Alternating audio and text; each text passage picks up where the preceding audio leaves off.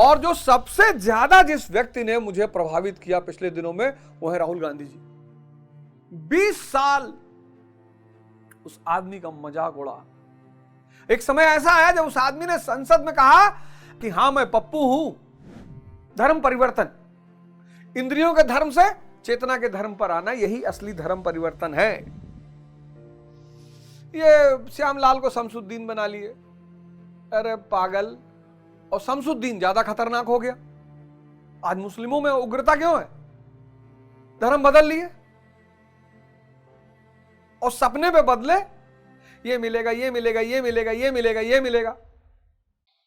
जय हिंद फ्रेंड्स, गुरुदेव भगवान के चरणों में सादर वंदन, सादर चरण स्पर्श। 14वां श्लोक, द्वितीय अध्याय, जो मैंने पिछले एपिसोड में डिस्कस किया।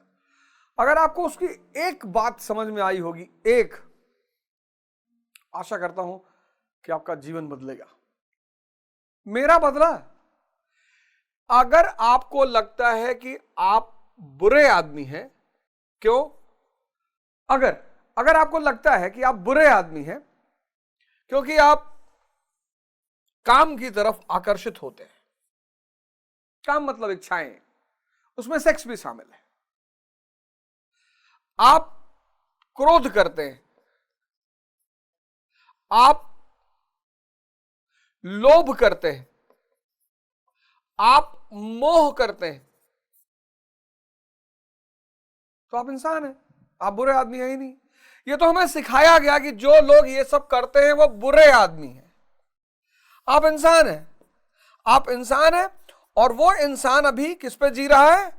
मन और इंद्रियों पे। बस, इससे ज्यादा कोई बात नहीं है। कोई दुखी होने की जरूरत नहीं, कोई परेशान होने की जरूरत नहीं, कोई गिल्ट करने की जरूरत नहीं है ही नहीं। सब आजकल तो सोशल मीडिया के इस युग में इतना लोग उतारू हो गए हैं दूसरे की बुराई देखने के लिए, दूसरे की बुराई करने के लिए। उनको पता नहीं है कि वो अपना कितना विनाश कर रहे हैं।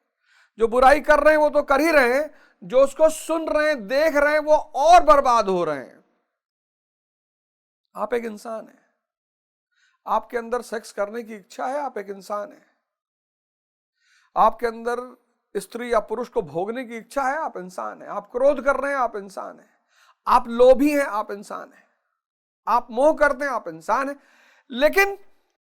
लेकिन ये सारी चीजों में सुख और दुख, जहां भी ये दोनों भाई बहन हैं, सुख और दुख, इसलिए जिसने भी सुख की कामना की उसको तो दुखी होना ही है। इसीलिए इस जीवन में 98% लोग परेशान हैं। जिनके पास पैसा है वो भी परेशान है, जिनके पास नहीं है वो भी परेशान है। ये बात जब बिना पैसे वाले देखते हैं, कभी कभी जैसे बड़े बड़े घरों में जो ड्राइवर है, काम करने वाली है, मेड है, वो जब अपने मालिकों को परेशान देखती हैं, तब वो सोचते हैं कि यार तुम क्यों परेशान हो? हम परेशान है, समझ में आता है, तुम क्यों परेशान हो?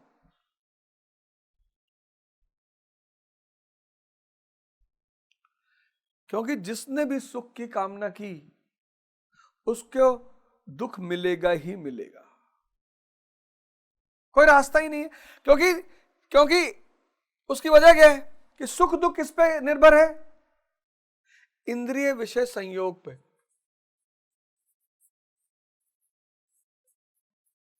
ये पिछले इंद्रिय विषय संयोग पे। रसगुल्ला खाए,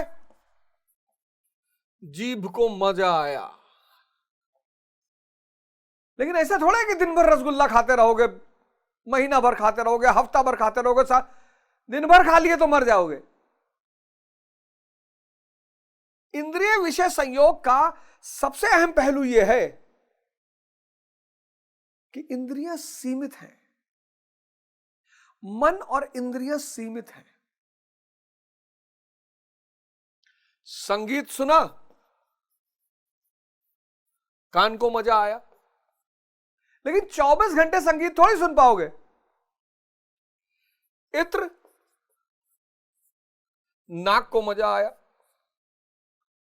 सुंदर स्त्री या पुरुष, आंख को मजा आया। स्पर्श,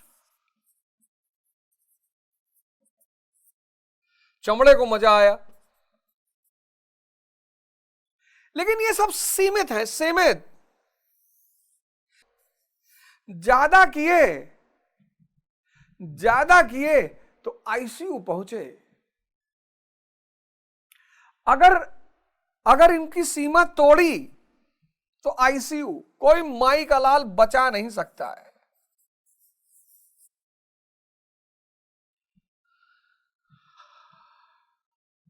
गरीबों को मैंने लेटे लेटे मरते हुए देखा, बैठे बैठे मर गए। चारपाई बैठ के हुक्का पी रहे थे, शरीर छोड़ दिए। सुबह चाय पी रहे थे, शरीर छोड़ दिए। और बहुत सारे पैसे वालों को मैंने देखा कि आईसीयू में रहे 6-6 महीना। आईसीयू में 6 महीने का मतलब समझ रहे हैं? कम से कम 6 लाख साल दुख में समय नहीं कटता। यही तो है थ्योरी ऑफ रिलेटिविटी, सापेक्षता का सिद्धांत। खुशी में टाइम उड़ जाता है, दुख में टाइम नहीं कटता। इसलिए कहा जाता है कि नरक में जन्मों जन्मों जलोगे, क्योंकि दुख में टाइम नहीं कटता। ये सीमित है, और जिसने इनकी सीमा तोड़ने की कोशिश की वो पहुंचा आईसीयू। इसीलिए समाज संस्कार की बात करता है। संस्कार, इससे बचने के लिए समाज ने संस्कार शब्द का खोज की। संस्कार, संस्कार मतलब इंद्रियों का सीमित प्रयोग करो, संस्कारी बनो। लेकिन अगर मनुष्य चाहे, स्वामी विवेकानंद जी का एक बड़ा प्यारा स्टेटमेंट है, मैं उस प्रभु का सेवक हूं जिसे अज्ञानी लोग मनुष्य कहते हैं। क्या बात है! स्टेटमेंट आपने कितनी बार सुना होगा, मैं उस प्रभु का सेवक हूं। विवेकानंद का बहुत फेमस स्टेटमेंट, मैं उस प्रभु का सेवक हूं जिसे अज्ञानी लोग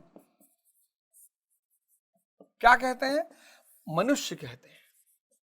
मनुष्य कौन? जो इंद्रियों पे जी रहा है। अवध ओझा, प्रभु कौन? जो चेतना पे जी रहे हैं। महाराज भगवान अड़गनानंद,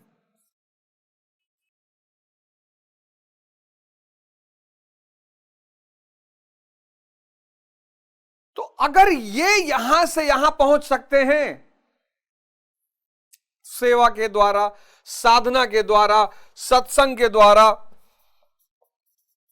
सेवा, साधना, सत्संग, सुमिरन,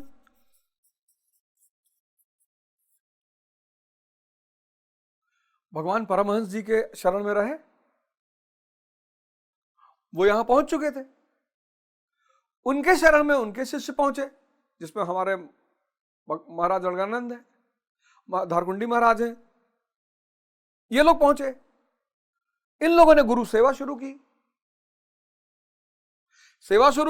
साधना शुरू की, आश्रम में रहने लगे और भजन करने लगे। तो ये लोग भी भगवान के स्तर पे पहुंच गए। संसारी भी पहुंच सकते। संसारी को क्या करना होगा? भजन करना होगा, ध्यान करना होगा, हर चीज में। कुछ लोग सोचते हैं कि ध्यान का मतलब आधा घंटा सुबह बैठ गए, आधा घंटा साहब। आप खाते वक्त भी आंख बंद करके खाओ भाई साहब, आपका खाना कम हो जाएगा, स्वास्थ्य आपका इतना बढ़िया हो जाएगा, मैं क्या बताऊं। बात कर रहे हैं लोग खाते वक्त। मैं भी गया था इंदौर, एक साहब के घर गया तो सब बैठे, कहीं बैठ, हमने कहा भाई साहब हमें कहीं ऐसा है जब मैं खाऊं ना तो मुझे अकेले खाने दीजिए। भोजन का तिरस्कार। आंख बंद करके खाइए, आपका भोजन कम हो जाएगा, आपका स्वास्थ्य बहुत अच्छा हो जाएगा। टाइम लगेगा, पढ़ने के बाद आंख बंद करके मनन करिए, आप इतने बढ़िया विद्यार्थी हो जाएंगे। मतलब आप जहां हैं, अब आंख बंद करके गाड़ी मत चलाइएगा कि चल रहे हैं, एक बार जरा आंख बंद करके गाड़ी चला ले, परम स्थिति को पहुंच जाएंगे। इतना तो कॉमन सेंस लगाना पड़ेगा ना, कहां बंद करना है। तो संसारी और सन्यासी दोनों के लिए जो परम रास्ता है वो है ध्यान। धैर्य पैदा करता है ध्यान। ध्यान का सबसे प्रमुख काम है धैर्य पैदा करना, और धैर्य से पैदा होता है समझ। क्या करना है, क्या नहीं करना है, और समझ का विकसित रूप है समाधि। जैसे मैं आपको एग्जांपल दे दूं, आप ध्यान करने लगे, धैर्य पैदा हो गया। अब आपके सामने बढ़िया संगीत बज रहा है, आपको मजा आ रहा है, आप समझ गए कि इंद्रिय विषय संयोग है, अभी जैसे संगीत बंद होगा वैसे मैं दुखी भी हो जाऊंगा। आप इत्र लगा लिए, आपको पता है कि अभी ये इत्र जब तक काम कर रहा है, जिस दिन यही शर्ट या 10 दिन लगातार पहन लिए बदबू करने लगेगी, वो बदबू हुई तो दुख हुआ। ध्यान से धैर्य पैदा होगा, धैर्य से समझ पैदा होगी, समझ से समाधि का विकास होगा।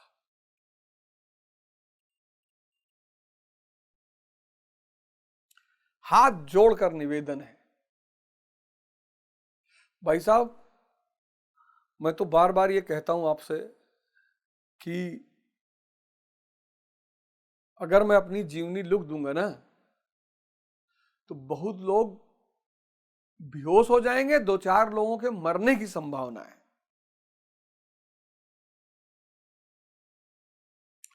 पर मुझे यह था कि मैं बुरा आदमी नहीं हूं। यहां बहुत सारे लोग गिल्ट में जी रहे हैं, भैया हम पहले शराब पीते थे, कोई बात नहीं, ध्यान करने लगो, मन का धैर्य बढ़ेगा, समझ बढ़ेगी, शराब छूट जाएगी। भैया हमारे पर स्त्रियों से संबंध है, कोई बात नहीं, ध्यान करने लगो, वो सारी दवा ध्यान है, पर पुरुषों से संबंध है, कोई बात नहीं, कोई बात नहीं। भैया मैं पढ़ नहीं पा रहा हूं, कोई बात नहीं, ध्यान, हर चीज की दवा ध्यान। अच्छा, अब 15वां जो श्लोक है, अरे बाप रे बाप, मतलब यम ही न व्यथंतते पुरुषम पुरुषर्षभ सम दुख सुखम धीरम सो अमृत तत्वाय कल्पते, अमृत तत्वाय कल्पते। क्योंकि हे पुरुष श्रेष्ठ, सुख दुख को समान समझने वाले जिस धीर पुरुष को इंद्रियों और विषयों के संयोग व्यथित नहीं कर पाते। समझ में आ गया ना कि क्षणिक है, ये क्षणिक के चक्कर में क्यों पड़ना। आपको समझ में आ गया, जब इंद्रिय विषय संयोग आपको समझ में आया तो आपकी समझ खुल गई। अगर आप इंद्रियों पे जी रहे हैं तो आप, और इंद्रिय विषय संयोग आपको पता चल गया, तो आपको पता चला है कि यह क्षणिक है। जैसे ही ये संयोग टूटेगा दुख हो जाएगा। तो इससे ऊपर कोई चीज है, चेतना है। चेतना के लेवल पे आप जी सकते हैं, आप अपने आप को ट्रांसफॉर्म कर सकते हैं, कन्वर्जन कर सकते हैं। ये न बंधु न मित्रम न गुरुओ न शिष्यम चिदानंद स्वरूपा शिवोहम शिवोहम, ये तो असीमित, खत्म ही नहीं हो सकता।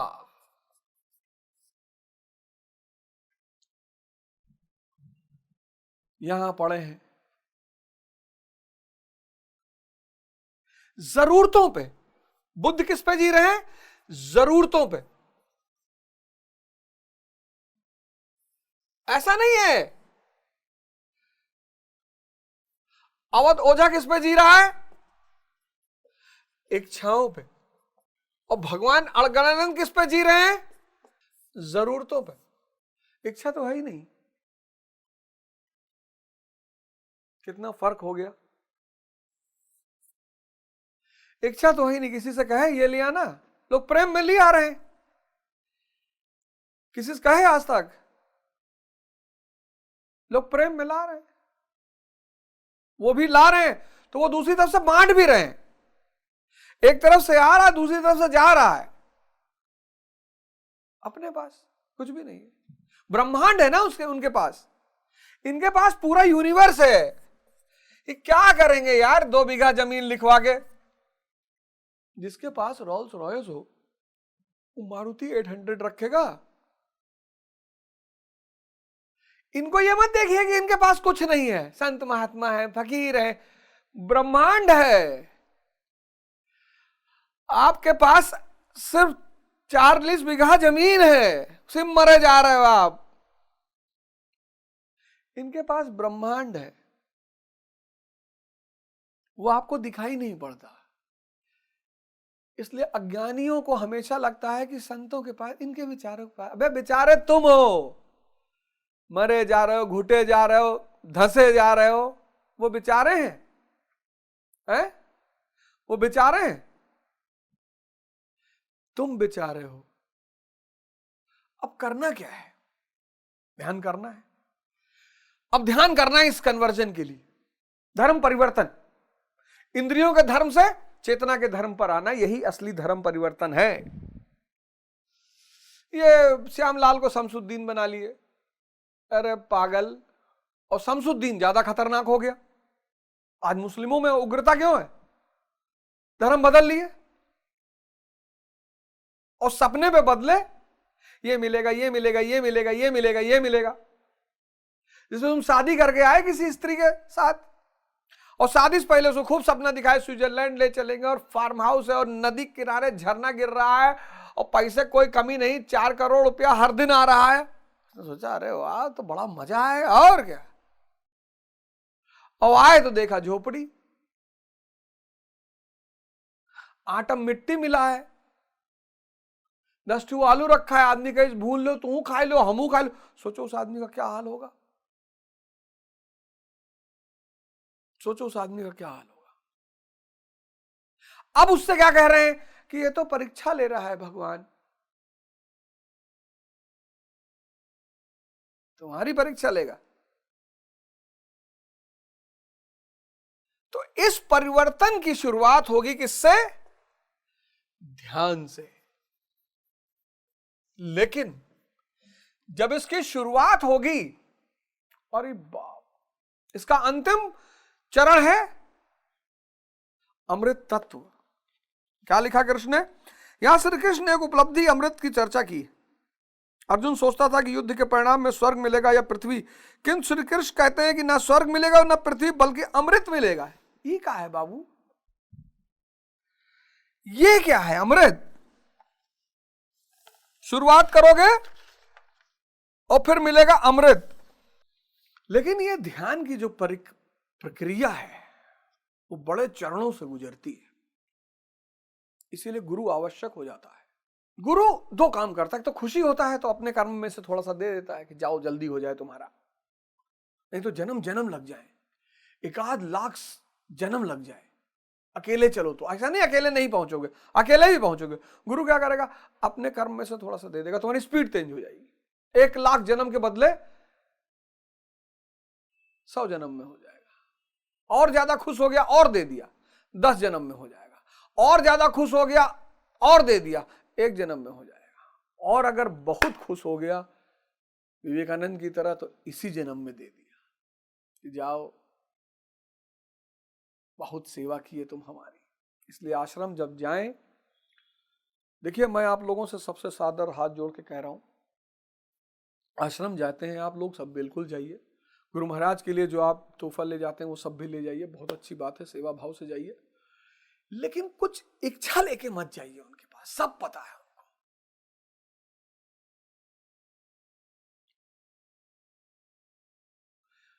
सब पता है, कोई इच्छा लेके मत जाइए। वो पूरे ब्रह्मांड को चला रहे हैं, असीम चेतना का अंग हो गए। वो जो असीम चेतना है ना, उसका हिस्सा हो गए। इसलिए विष्णु जी का एक रूप ऐसा भी है जिसमें बहुत सारे चेहरे हैं।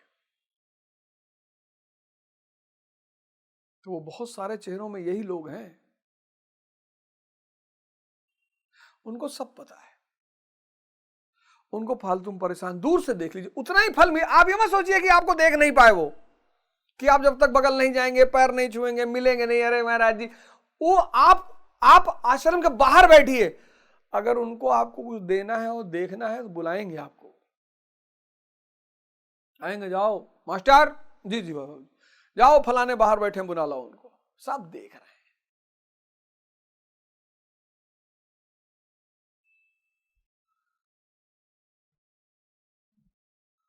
सब देख रहे हैं, सब पे नजर है, सब कुछ हमें खबर है, नसीहत न दीजिए। तो ध्यान, गुरु मस्ट क्यों है, क्यों जरूरी है गुरु? मतलब आप एकदम, लोग ध्यान शुरू करते हैं तो कोई 1 महीने में छोड़ देता है, कोई 2 महीने में, कोई 6 महीने में, साल बाद, शुरुआत सब करते हैं क्योंकि सभी परेशान है, इंद्रिय विषय संयोग से सभी परेशान। कौन नहीं परेशान? इंद्रिय विषय संयोग से सभी परेशान है।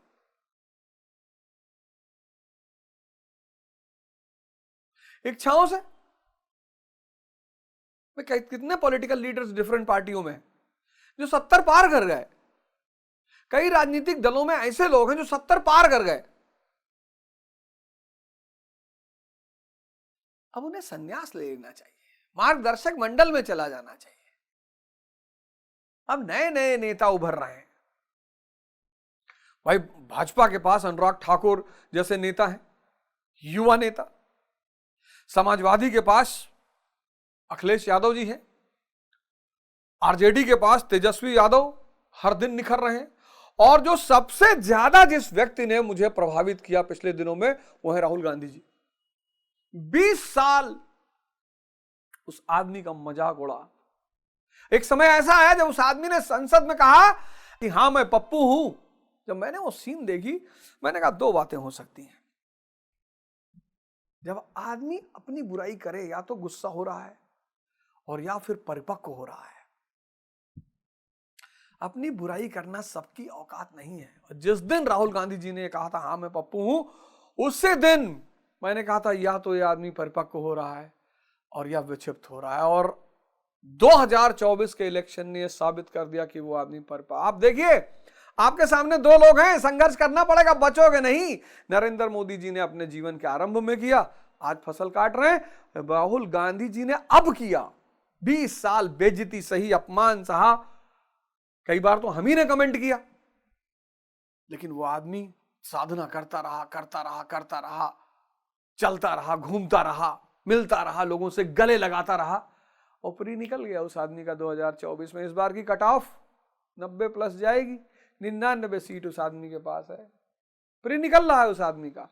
और 29 में अगर ऐसे ही वो साधना करता रहा व्यक्ति, तो मेंस भी निकलेगा और इंटरव्यू भी निकलेगा। बस राहुल गांधी तैयारी ना छोड़ें। अगर इस तरह से साधना वो करते रह गए तो 29 में उनका मेंस भी निकलेगा और इंटरव्यू भी निकलेगा। सामने एग्जाम्पल है आपके। आप भी संघर्ष से बचोगे नहीं, कोई नहीं बचा यार, कोई बचा ही नहीं।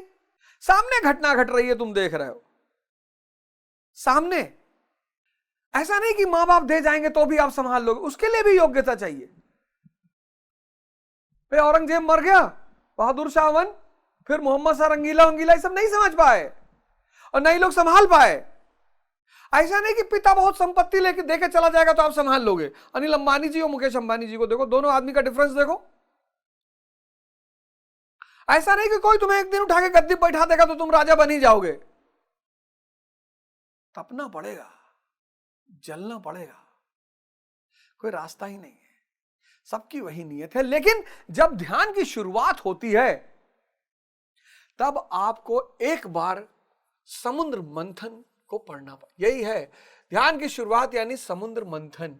ये कहानी सबने सुनी, मंथन, ध्यान की शुरुआत यानी समुद्र मंथन। मैं कहता हूं ना, हिंदू संस्कृति एक जबरदस्त, उसकी वजह क्या है? उसने दर्शन को कहानियों में डाल दिया। लोगों ने क्या किया, कहानी पकड़ के बैठ गए। वह प्रकट कृपाला दीन दयाला कौशल्या हितकारी।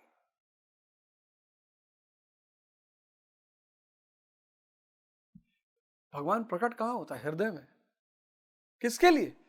कौशल्या, जो कुशलता के मार्ग पे चल रहे हैं उनको दिशा दिखाने के लिए यहां सब जन्म लेते हैं, लेकिन ईश्वर प्रकट होता है हृदय में। अब आपने समुद्र मंथन की कहानी सुनी। समुद्र मंथन, देवता और असुर शुरू किए। देवता कौन? Positive forces. असुर कौन? Negative forces. फिर पर्वत, तुम्हारा मन। फिर उस मन से कौन बंधा हुआ है? सांसें, सर्प फुफकारता रहता है। पर्वत, विशाल काय पर्वत यानी मन, और सर्प यानी सांसें। और इस पर्वत को तुमने सांसों से बांध दिया। राधे कृष्ण, राधे, सांस अंदर गई, कृष्ण सांस बाहर आई। राधे कृष्ण, राधे कृष्ण। ये जो हम लोग इस देश में कहते हैं ना, भैया सीताराम भैया, तो हम याद दिलाते हैं कि चेतना पर ध्यान रखना है। राधे कृष्ण भैया, भैया राधे राधे भैया। ये प्रणाम नहीं है, ये रिमाइंडर है कि जागते रहना, होश में रहना। अस्सलाम वालेकुम, अल्लाह आपको सलामत रखे। तो उधर से वो भी बोलेगा वालेकुम अस्सलाम, अल्लाह आपको भी सलामत रखे। ये पता नहीं कहां से गुड मॉर्निंग गुड इवनिंग आ गया। राधे राधे, राधे राधे मतलब होश में रहो, साधना में रहो, सुमिरन में रहो। राधा रानी जीवन बदल देंगी। यही राधा रानी तुम्हारी आंतरिक शक्ति, यही राधा रानी तुम्हारी आंतरिक शक्ति। बड़ा विवाद चल रहा है राधा रानी जी पे, सब लोग एक दूसरे से लड़ रहे हैं। संतों को नहीं लड़ना चाहिए। और संतों को जहां तक मैं सोचता हूं ठीक है, कभी कभी, अब जैसे मैं ही हूं, सेशन लेता हूं, हो सकता है मुझसे कोई त्रुटि हो सकती है, ऐसा नहीं है कि नहीं हो सकती। और मैं तो वैसे भी अज्ञानी हूं, गंवार हूं, जितनी समझ प्रभु ने दी है उतना बोल रहा हूं।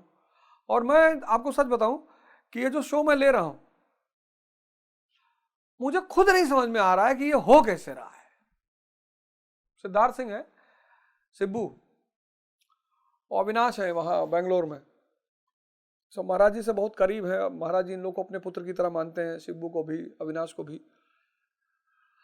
और सब महाराज जी की गोद में खेले हैं, पले बड़े हैं। तो मैं जब इन लोगों से बात करता हूं, जब 14वां श्लोक मैंने खत्म किया, मैंने सिब्बू सिंह को फोन किया बनारस। मैंने कहा यार सिब्बू ये बताओ ये कैसे हो रहा है यार। तो हंसे सिब्बू सिंह, कहे अरे सर यही तो खेल है सर, यही तो गुरु महाराज करवा, जिससे उनकी इच्छा होगी उससे करवा लेंगे। यही वो संदेश दे रहे हैं सबको कि मेरी जो इच्छा होगी और जिससे इच्छा होगी मैं उससे करवाऊंगा।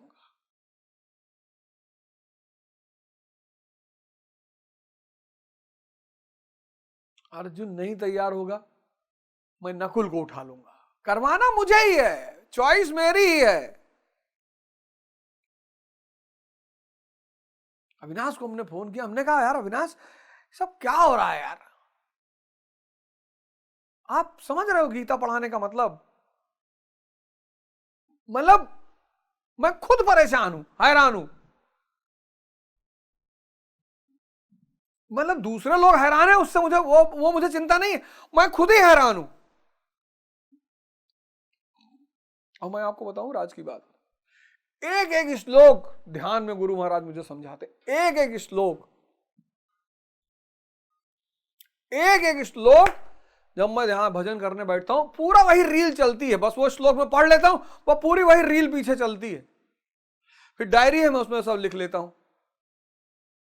अब की बार आश्रम आऊंगा तो डायरी लेकर आऊंगा। जो भी श्लोक में पढ़ाता हूं आप ये जान लो, जैसे मैं भजन करने ध्यान करने बैठूंगा वो पूरी रील पीछे चलने लगेगी। यहां इसका मतलब ये, इसका मतलब ये, इसका मतलब ये, इसका मतलब ये। वरना मेरी औकात,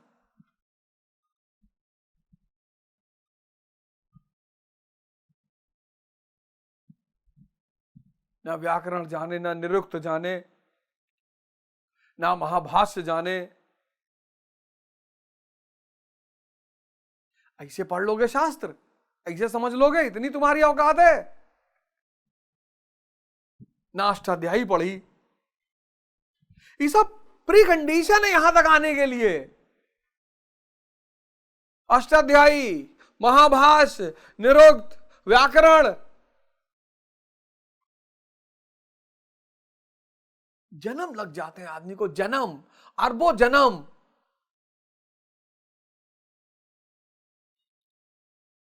अरबों। असीम कृपा है महाराज जी की।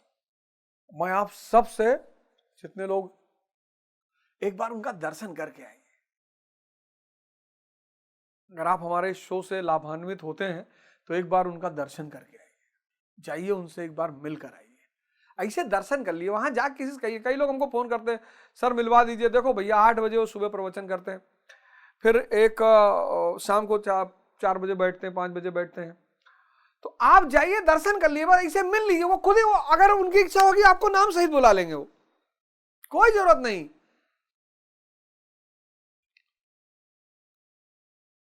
अभी शरीर में है, उनकी वाइब्रेशन उस पूरे आश्रम में घूम रही है। चाहिए थोड़ा सा आप भी उस अमृत का रसपान करके आई, हो सकता है आपका भी भला हो जाए। मेरा तो भैया आप देख रहे हो, आप भी जाइए, जाइए बस दर्शन कराइए। 1 किलो सेब ले लीजिएगा, 51 रुपया, जो आपको लगे अच्छा है, चढ़ा के पैर छू के चले आइएगा। पर अभी वो शरीर में है, और कहते हैं गुरु जब तक शरीर में है तब तक उससे मिल लेना, क्योंकि वो चारों तरफ उसका आभा मंडल घूमता है। तो उस आभा मंडल में अगर आप आधा घंटा ध्यान कर लिए बैठ के, आप 8 बजे चुपचाप बैठ के सुनिए उनको ध्यान की मुद्रा में। मोबाइल तो अगर चलाए तो पटक दीजिए, वहीं तुरंत फेंक दीजिए। मोबाइल ऑफ करके जाइए उनके आभा मंडल में बैठकर, आभा मंडल सुनिए क्या कह रहे हैं। संभावना है कि आपका भी जीवन बदल जाए। यहां बड़े सारे संत महात्मा आपको मिलेंगे, तो जाइए आप, जाइए उनके आभा मंडल का रसपान करके आइए, जरूर जाइए। मुझे देखिए, मतलब